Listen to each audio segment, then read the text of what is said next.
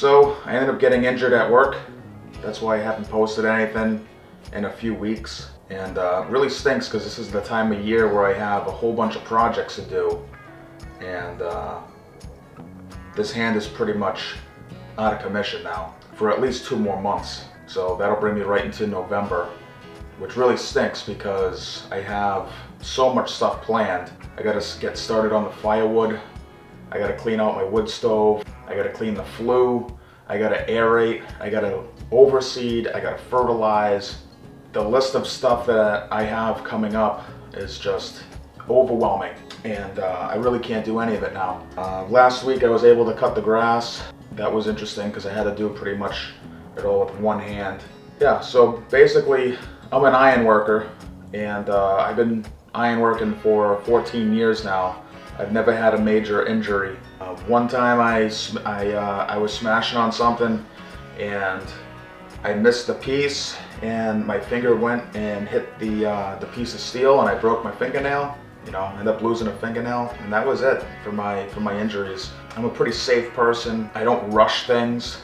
I'm the type of person that'll stand back and look at something and try to figure out, you know, all the possibilities of what we can do and do things safely. I don't like getting hurt, and I've never hurt anybody else. So I'm pretty proud of that. And I don't want to get into too much detail about this, but basically we're putting a 6,500 pound piece of steel in. There was a big, huge frame, and I remember the entire time the operator was doing things all on his own. We set one of them, and you know, I would tell him to boom up, and he'd be scoping out. Like one point, he actually almost hit the building, and we ended up setting the piece. I went down there. I was running the job. I went down there and I told him, stop doing things on your own, follow my signals, and go slower because you're going really fast. And one thing I like doing when I'm working, especially with a crane or with a lull or anything like that, if you have an operator sitting in the seat and you're giving him signals, I have 2 other guys there with me. So I had another guy up on the roof with me, and I had a guy on a extension ladder, basically to make the bolts. And if I'm giving a signal, if I'm telling them to boom up, I'll say it out loud. That way the other guys that I'm working with know what to expect. You know what I mean? They're looking at the piece, or they're looking at the bolts and the holes and they're waiting for it to line up. So they might not know what's going on with signals. They're not looking at me, they're looking at what they're working on. So if I'm telling them to boom up, they hear boom up, and they're expecting the piece to come up, or boom down, or whatever. So I'll say it out loud.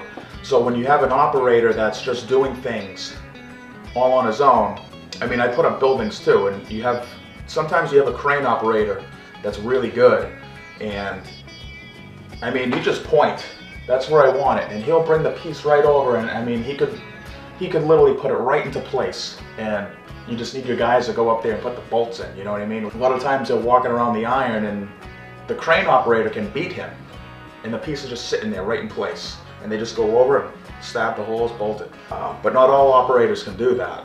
Some guys can read what needs to be done, but in this situation, where the piece was so heavy and so large, you need to just sit in the seat and just follow directions. You know, that's it. So after we set the first piece, I went down there, I talked to him.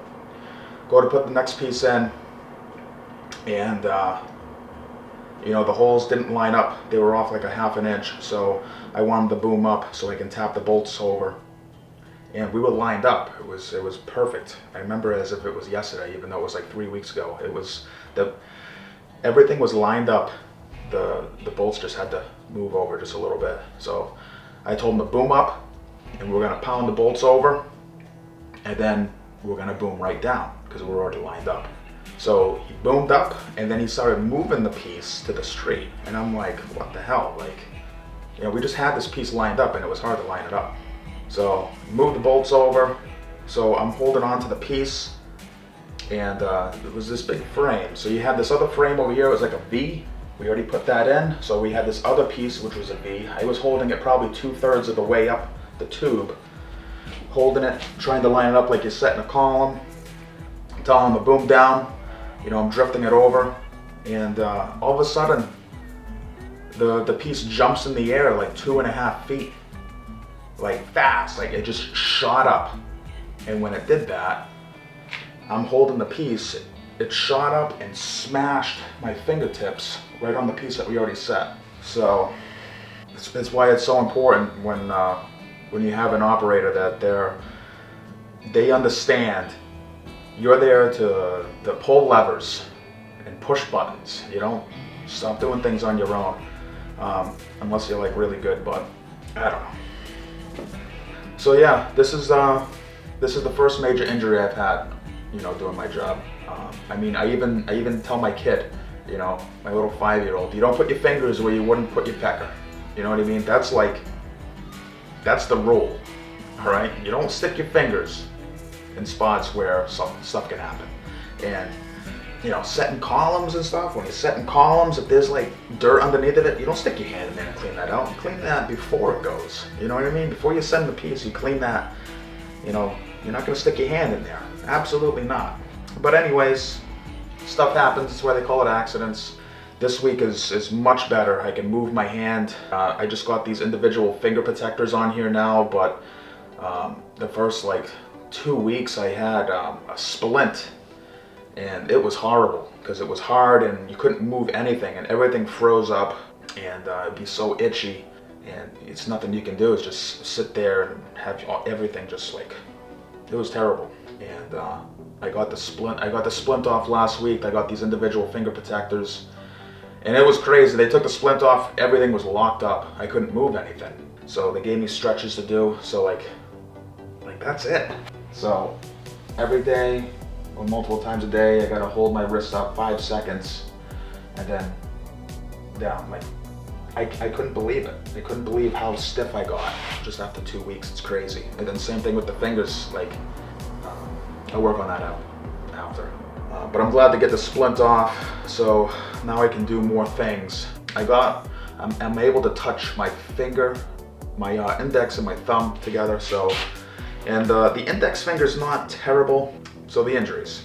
All my fingertips are broken. The doctor said they're at the point now where the bones are still sticky. So I can just use the finger protectors, just try not to bump them around. The tips themselves were flapped off, so they had to stitch them back on. All my fingernails are gone. The ring finger has pins in it right now, so hopefully in 3 weeks I'll be able to get the pins out. And he's probably gonna fuse my first knuckle here because it was broken so close to the joint. He said I'll always be fighting arthritis, so he's probably gonna fuse it, and that's basically it. I was really fortunate that it wasn't the main part of my hand or my wrist, so I was lucky that it was just my fingertips. I just passed 80 subscribers, so I wanted to let you guys know what was going on.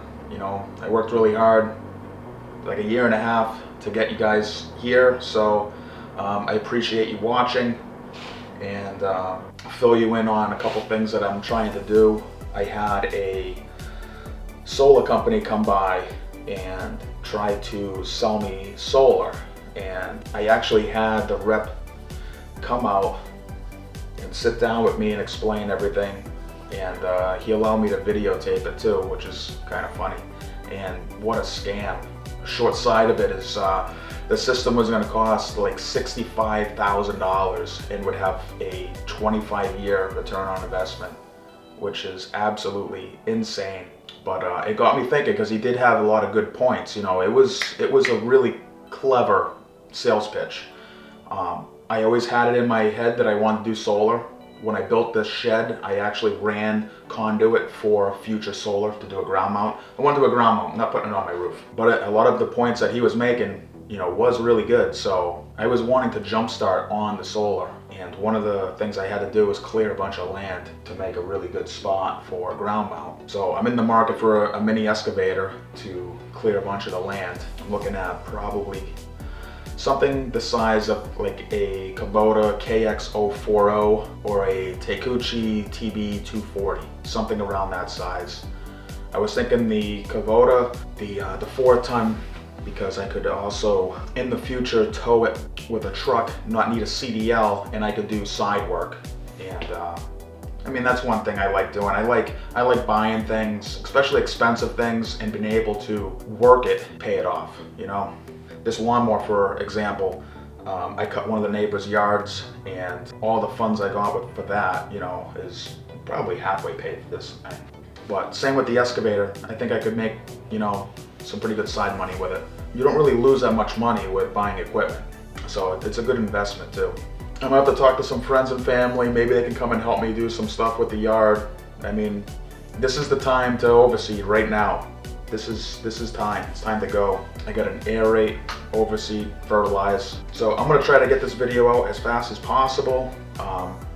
But also, I mean, even editing this video is gonna be tough one-handed, but I'm gonna do my best to get it out. I wanna get it out for Sunday. Yeah, it would be nice to get a mini excavator here soon, because I feel like I can operate it. The only downside is, like, taking the trees down, I won't be able to operate a chainsaw. So I'll definitely need a hand with somebody running a chainsaw. And I'm out of work, so it's like a perfect time. It's a perfect time to do it, you know, versus doing it in the winter time when I'm working again and you get home and it's dark already. You know, this would be prime time to do it. So if you made it to the end of the video, thank you for watching. If you're not yet subscribed, consider subscribing. I got a lot of stuff coming up, and see you on the next one.